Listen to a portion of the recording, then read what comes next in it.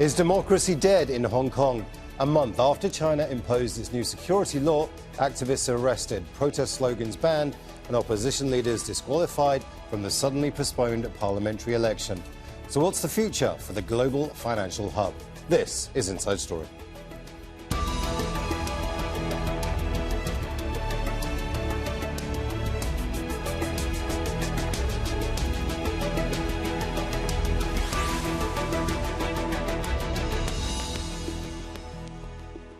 Hello and welcome to the programme. I'm Imran Khan. It's been an eventful month since China's government imposed a national security law on Hong Kong. China's leaders say the legislation is essential to curb months of disruptive protests. Critics say it's the death knell of democracy in one of the most vibrant cities in the world. Here's what's happened since July the 1st, the 23rd anniversary of the handover of British colonial rule. Police detained student democracy activists. Some, such as Nathan Law, fled into exile in fear of persecution. Public libraries removed books written by pro-democracy leaders. 12 Democratic candidates were disqualified from the Legislative Council election, which was suddenly postponed for 12 months. Countries such as Britain and Australia suspended extradition agreements. And on Friday, police issued notices for 6 activists living overseas. Divya Kapalan has more.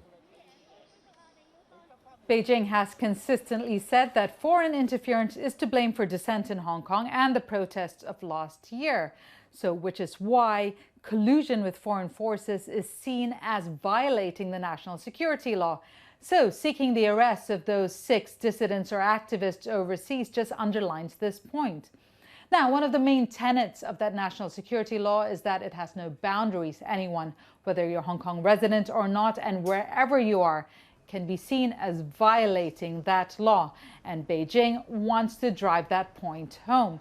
But analysts say Beijing is also trying to achieve some other goals. For one thing, it's trying to stir up nationalistic sentiment at a time when the country is recovering from the coronavirus pandemic. And one of the ways of doing this is to tighten its grip and control of Hong Kong and Hong Kong's people. Beijing also wants to send out a message to the international community, many of which have condemned and criticized the implementation of that national security law. In fact, countries like the US and the UK have even threatened sanctions on China for the implementation of that law. And China is saying that it will not be dissuaded by this and that its jurisdiction reaches far beyond Chinese soil. Countries like the US and the UK and Australia and Canada have even suspended their extradition treaties with Hong Kong. Hong Kong has separate treaties from the rest of mainland China. And in the latest, Germany has suspended its extradition treaty with Hong Kong. Incidentally, one of those dissidents or activists wanted by Hong Kong's national security police force is a pro-independence activist and a protester currently seeking asylum in Germany. Divya Gopalan for Inside Story. US citizen Samuel Chu is one of the activists wanted by Hong Kong police. He told Al Jazeera that China's government is determined to stamp out all opposition, even abroad. I think that I was outraged and really not surprised, but this is such an outlandish claim that somehow they have jurisdiction of an American citizen lobbying an American government is just completely out of line. I've spoken to a number of congressional offices, and I, as I said from the very beginning, when the law was imposed, if they're going to come after me, they might as well march down to Capitol Hill and arrest Speaker Pelosi's and Senator Rubio's and everybody in the White House, because they too have been under the definition of this law and articles, that it is using to charge people like me, secession and colluding with foreign powers. And that, I think, is what they're both not understanding, is that they're creating really a perception of how desperate and how scared they are of global international influence and pressure.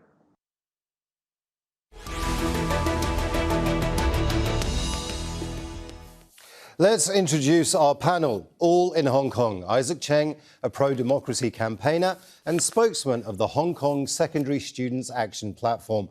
Andrew Leung, an independent China strategist, and Stephen Vines, a China analyst and author of the new book, Defying the Dragon, Hong Kong and the world's largest dictatorship. Welcome to you all. I'd like to begin with Isaac Cheng.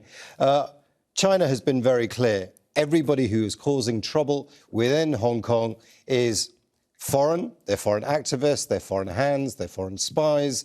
And China has made it clear that this will not be tolerated. Isaac Cheng, are you a foreign agent?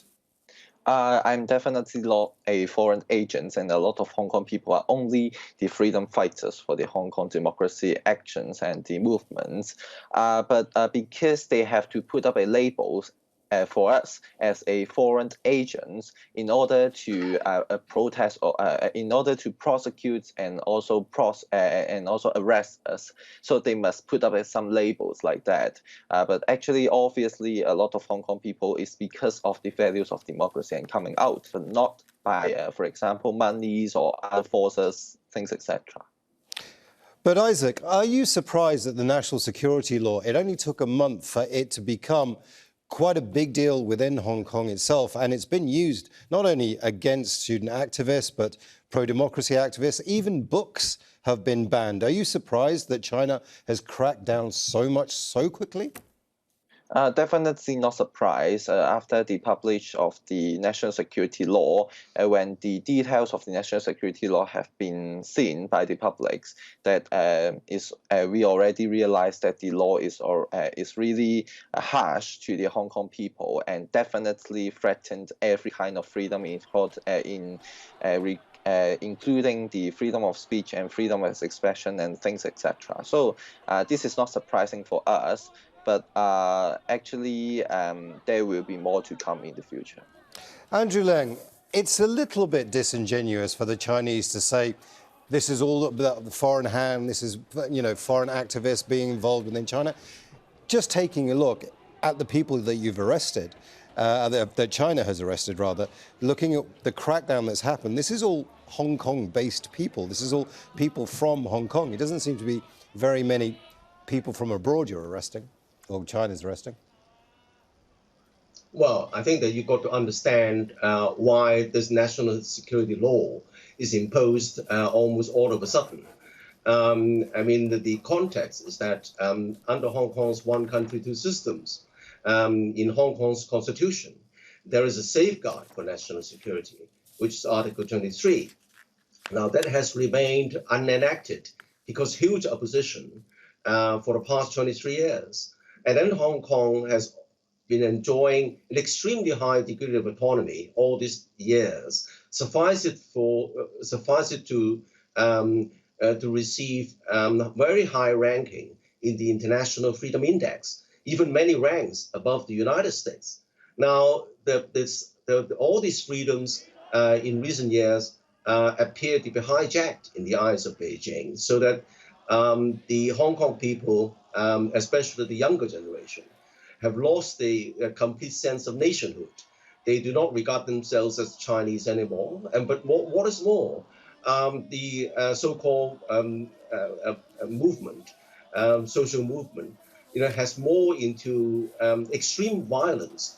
Petrol bombs are thrown, and then of course flags openly advocating separatism or independence have been displayed, and then the emblems of Beijing's sovereignty has been trashed.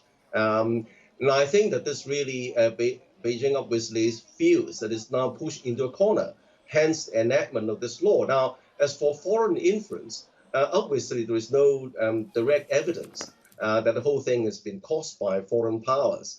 It is definitely not, because in Hong Kong there is a lot of dissatisfaction with how things are going, the housing and so on and so forth, and the perception that Hong Kong's identity is being eroded by the influx of Chinese tourists, influx of Chinese capital. But this is unavoidable. After 23 years, I remember when first Hong Kong reverted to Beijing. I have been in the Hong Kong administration, most of the time before the handover and also after the handover.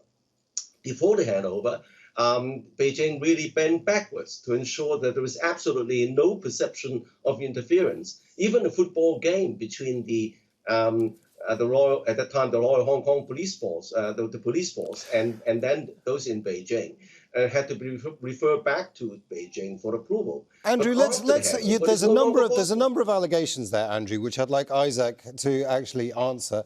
Isaac, one country, two systems, the democracy movement is trying to destroy that. Actually, all Uncle China is doing is trying to offer you a better future. What's your response?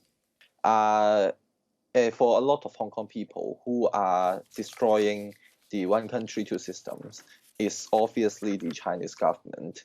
When they publish the national security law, when they publish a lot of different kind of policy inside Hong Kong, including to twist the education systems, or even to ask the civil servant to take oath to state their mind clearly, points to the Chinese government. This kind of things is a direct hit of the affecting the Hong Kong's values, which means the democracy and the freedoms, and those values have been destroyed by the Chinese government. And this is a really obvious thing.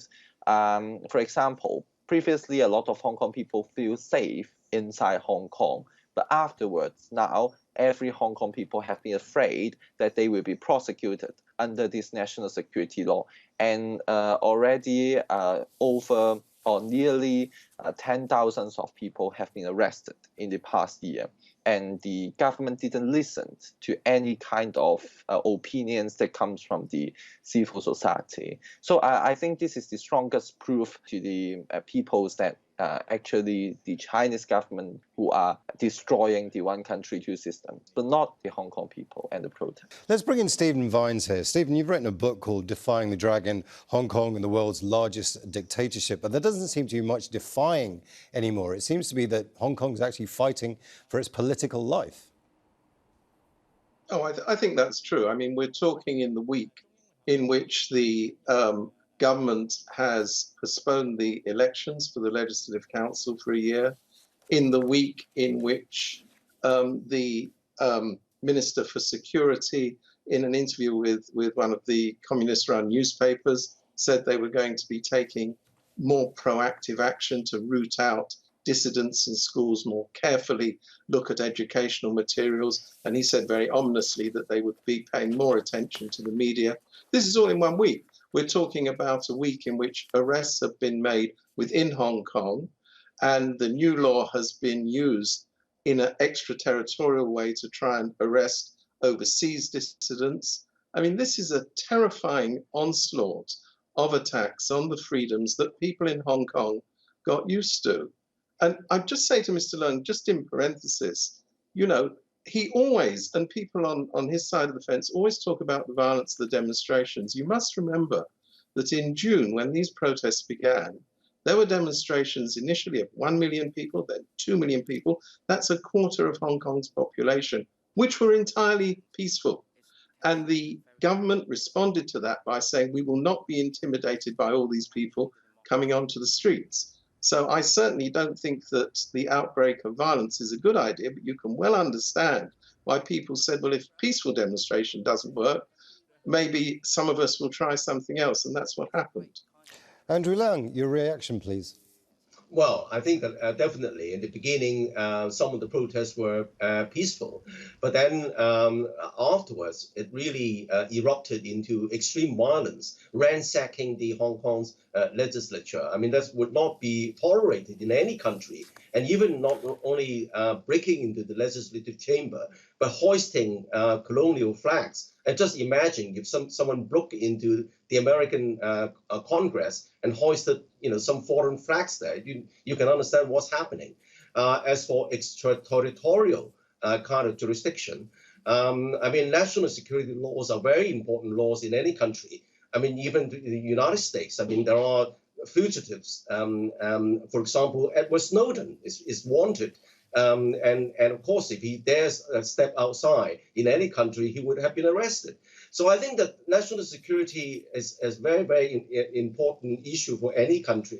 But I think, as I repeat to what I said in the beginning, that Beijing, after all these years, has been allowing Hong Kong to enjoy an extremely high level of autonomy. Suffice it for it to be ranked very highly in International Freedom Index. And even in recent weeks, I mean, a lot of people can, can just, protest peacefully. And I think that I can understand that this kind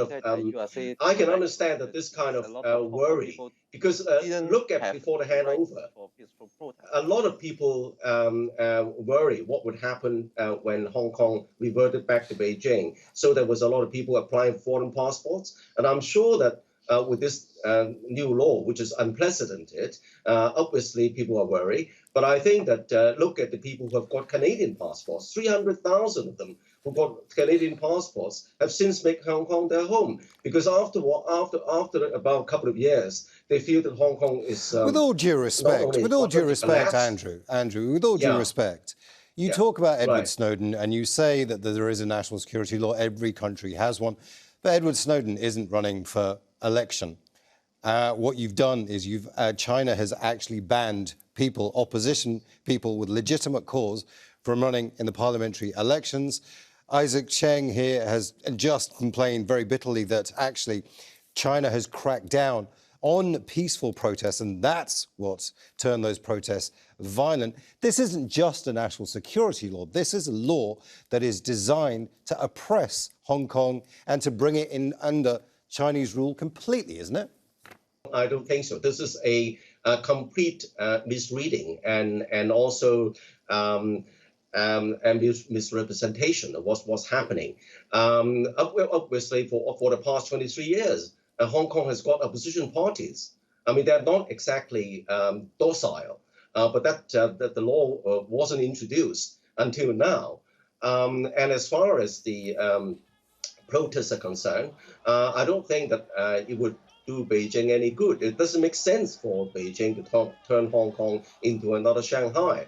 But I think that Beijing feels very, very strongly that these red lines about national security is blatantly crossed and advocating independence openly, and then aided and abetted by hostile foreign powers. And that really crosses Beijing's red line.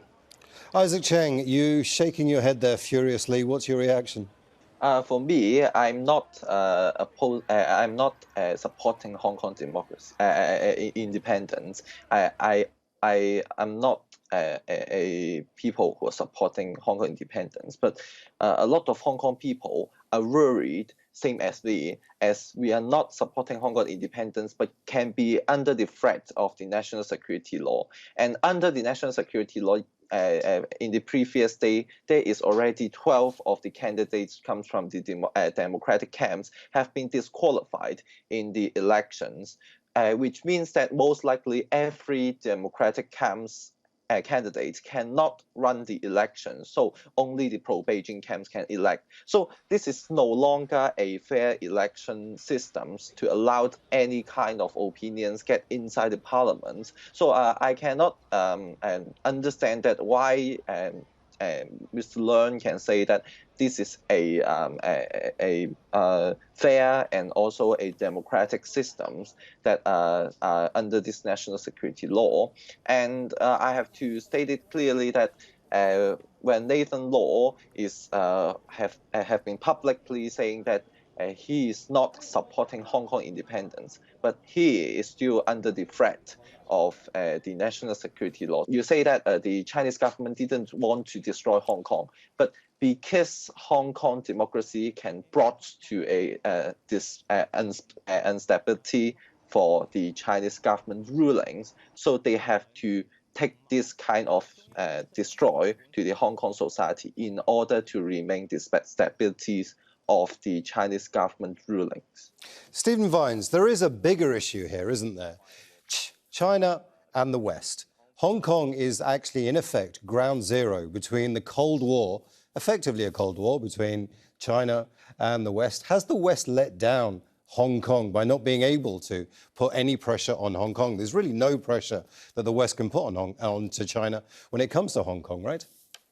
Well, things are changing. I mean, you now have many countries which are saying that they're ending their extradition agreements with Hong Kong because they have no confidence in the rule of law in the judicial system. You have Britain offering 3 million Hong Kong citizens potentially refuge if they feel they need to get out of Hong Kong. You have America saying that they will contemplate both of those actions, ending extradition arrangements, letting people in, and imposing all sorts of sanctions on Hong Kong officials who are alleged to have cooperated with suppressing freedom in Hong Kong. So you may say too little, too late, but the fact of the matter is that the basis of the Hong Kong system lies in an international treaty which was signed between Beijing and Britain for the handover of Hong Kong back over 2 decades ago, which China now says, oh, that treaty is a matter of history. We don't need to bother about that. We're now in control and we can do what we like. I think the gamble that China has taken is that nobody will remember that the conditions that prevail in Hong Kong were actually part of an international agreement registered with the United Nations. Britain, I think, has a dismal record of backing its own part of that treaty. America hasn't been that interested in Hong Kong, but is now very interested. So when you say maybe the international community should have been a bit more assertive in the past, I think there is something to be said for that. But we are where we are. And where we are at the moment is there's an enormous amount of international attention on Hong Kong. And I think it focuses on this, in essence, is that is China a trusted partner in the international community? Will it adhere to agreements that it's made? If it's offered autonomy to Hong Kong, will it continue to fulfill that obligation? If China cannot be trusted in its own territory, and remember Hong Kong is its own territory, can it be trusted anywhere else in the world? Andrew Leung, we are running out of time, and I would like to come to Isaac Cheng as well. So just very quickly, this treaty was signed 2 decades ago. You should stick to it, surely, or have things changed and it's time for a new treaty? Well, as I said, for 23 years, and Hong Kong has been doing extremely well. And Beijing has been extremely tolerant and also compliant with the joint declaration. But I'd like to point out this kind of misrepresentation, actually, of what democracy means under one country, 2 systems. Now, under the joint declaration, universal suffrage was not included. I stress the word not included in the joint declaration. But universal suffrage was inserted. It was inserted on Beijing's initiative in the basic law, in Hong Kong's constitution, on Beijing's initiative. But then the condition is that because of this mistrust between Hong Kong and also Beijing, the condition is that the candidates for chief executive must be pre-screened. Now, that is not accepted as democratic. Obviously, it's not democratic, but Hong Kong is not a country. And that's the deal. And that is because this deal is not accepted. Andrew, we are running out of time now. I would like to come to Isaac Cheng as well. Isaac, Hong Kong is not a country. It is under Chinese rule. Surely it's time to take a look at what China is doing and really take a look at the one country, 2 systems idea and say, actually, we need to just be aware and do what China tells us to. I think that actually universal suffrage is needed in Hong Kong society. And when you are saying that you want to preserve the values and the past records of the Hong Kong, actually democracy is one of the key elements to keep Hong Kong success. But after you can see that the National Congress has published a worst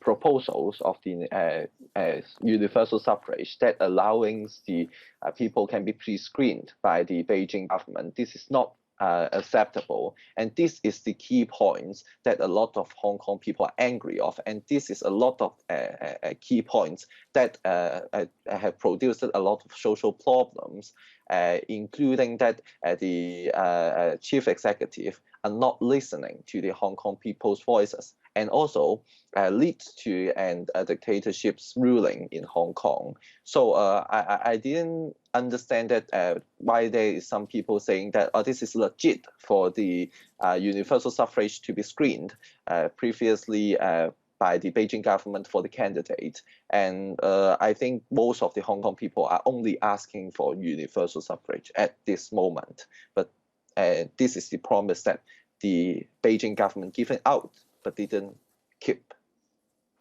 I want to thank all our guests, Isaac Cheng, Andrew Leung and Stephen Vines, and thank you too for watching. You can see the programme again anytime by visiting our website, aljazeera.com.